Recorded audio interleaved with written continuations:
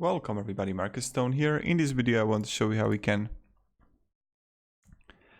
add a color background in Adobe Premiere 2019. So all you have to do is just right click in your project untitled, new item, color matte, okay.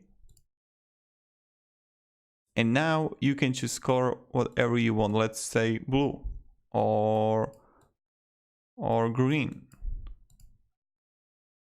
Okay. Now take it and paste it on your timeline. When you paste it on the timeline, you can see it's a green color. And now what you can do is just make it shorter, longer, stronger, whatever you need, my friends. So this is how you make it. And yep, thank you for watching. Hope you enjoyed this video.